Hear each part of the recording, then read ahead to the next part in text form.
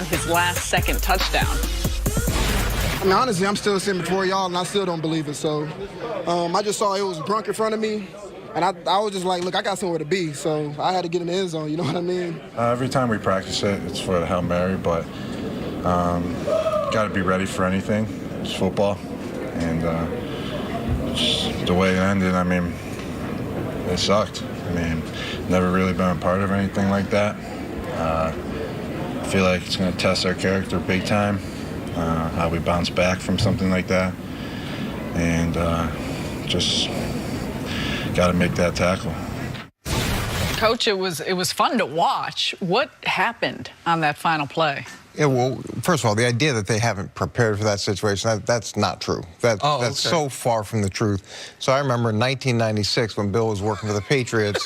Yes, sir. Yes, sir. When he was working for the Patriots? So he was working for the Patriots. He had gotten let go by Cleveland. He spent the year in New England, and that year they gave up 3 jump balls. And he was not going to be in a situation where they gave up 3 jump balls again, and 2 against the Jaguars in the same game, 1 at the end of the half, 1 at the end of the game. So we worked those situations all the time. We worked them during training camp, OTAs.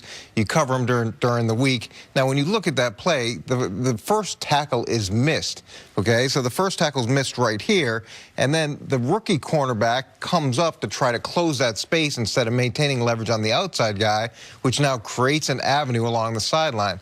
Kenyon Drake's not coming out of the backfield quickly. He's kind of a second. Yes. He's the third option, but you can see he releases really slowly.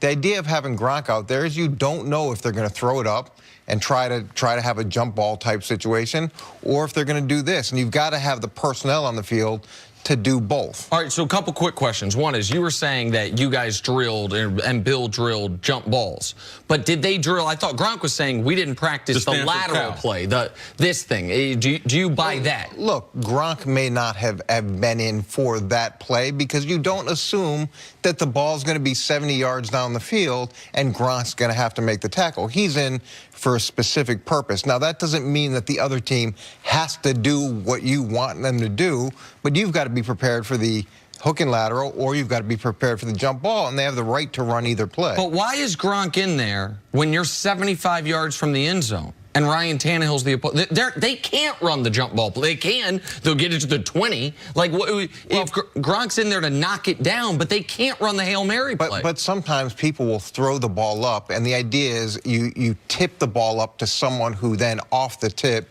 is going to run it. That's a good point. You know, so it's not because always, they can tap it back in the field of play, so you don't have to be in a goal line situation. Right, you don't have to be. So when you set up a jump ball situation, you have a jumper. Gronk is the jumper. He's the only one that jumps. And then you have a deep tip player and a shallow tip player. So if the offense is trying to bat the ball back or forward, you have players in those positions. So that's the jump ball component. And then on this component, you can see the guys who are on the back side of the play, slow playing. It looks like they're not hustling. That's because you've got to keep everybody, you've got to keep all 11 Dolphins inside of you, okay? Because what you'll do is on this hook and lateral, the alternative there is to throw it across the field. And there's one offensive, I wish we had the all 22 of this.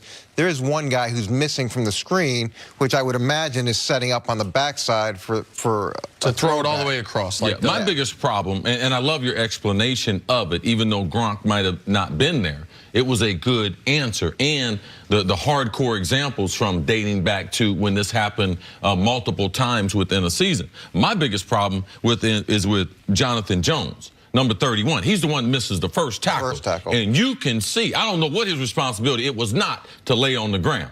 I've always seen coaches say, man, you're going to lay on the ground, buy a ticket. You might as well be in the stands. But you can watch this, coach, and I want you to get a count on this. 1, 2, 3, 4, 5. Where is he? He ain't no outside protector. He should have been off the ground. He was following the ball. He knew where the ball carrier was going to be. The probability of him being able to tackle the guy is as high, but he laid on the ground. That's not the type of effort that I have seen coming from New England. So that was my biggest problem with him, in the amount of he was on the ground. Where did he go? Yeah, there's a lot of guys that could have worked a lot harder. And even look at J.C. Jackson. He comes and he closes after the missed tackle happens, which allows the outlet, which allows the pitch. That's a problem, too. They're going to go over this plenty of times. But the bigger problem in this game to me was what happened at the end of the half. the fact that they didn't score the points at the end of the half and Tom Brady takes a sack on the 5-yard line. And said that he didn't know that they didn't have a timeout. Yeah, this play right here is more shocking than the 70-yarder. The 70-yarder, that's an aberration. That's never happened in the Super Bowl era. It's probably never going to happen, you know, or it won't probably happen for another 10, 15 years. Won't happen whatever to it is. Belichick. Yeah, I can't imagine if it's ever going to happen again to them. But this play is so uncharacteristic of the Patriots and much more, to me, what we should be talking about than the last And play. so let me, because this is one thing, and I know you hate when this happens, but when you and I see things the exact same way, this is, to me, was more inexcusable in this regard. It is mental errors bother me more than physical errors. To me, there are a lot of physical errors on that hook and lateral, a lot of luck. The Dolphins said there was only one pitch scripted. The pitch to Kenyon Drake. That's you can tell that's the only was they did impromptu. No, they were supposed to pitch it to Devontae Parker. And and he was supposed to keep it. And they said afterwards that Kenyon Drake, the pitch to him was on the fly and it worked out great. But that play you see there is a play we see once every couple of Sundays by bad quarterbacks, which is not understanding you can do anything in that spot except for take a sack. You can throw it out of bounds. You can throw it incomplete. You can do anything you want there except take a sack because the play starts with 14 seconds. You have no timeouts. You take that is 3 points off the board for New England. I never thought that would happen. If anything, I thought, okay, they're going to score a touchdown here because they just blocked the punt. Yeah, so they blocked the punt. They're going to get a touchdown. There's going to be a dramatic swing in this game. But then for Tom not to realize that they didn't have a timeout, again, that is so much more uncharacteristic than what happened in the last Coach, game. I thought you had a great explanation, especially for the Hail Mary. My issue with that was not that they have Gronk in the game as much. I just thought that with Gronk as injured as he has been, all right, he wouldn't have been the guy that I would have chose. I would have chose Josh Gordon.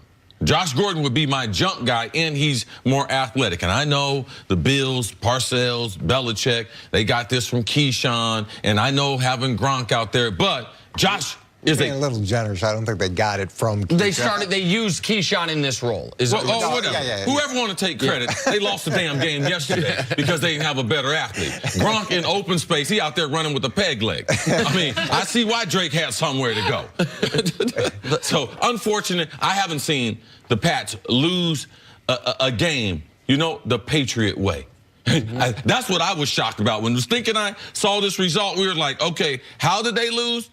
Oh, they lost in a un-Patriot-like way. That's the part I know is hard this morning. Yeah, the last play was unbelievable, and then the play before the half to me was unbelievable, and both those combined in the same day. And look, there's always been problems in Miami, and yes, and I remember even early on we struggled in Miami. We struggled to get the win there, and it seems to carry over. The only thing not shocking about yesterday was the Patriots once again looking very mediocre on the road. 3-4 on the road this year. All of those losses to average to below average teams. This is their first close loss on the road, but they're yet to have a dominant performance on the road. Now, because of the other losses, Steelers and Texans, they might not have to go on the road until the AFC Championship. Coach, stick around. Coming up are the Cowboys, contenders after beating the Eagles. That's next on First Things First.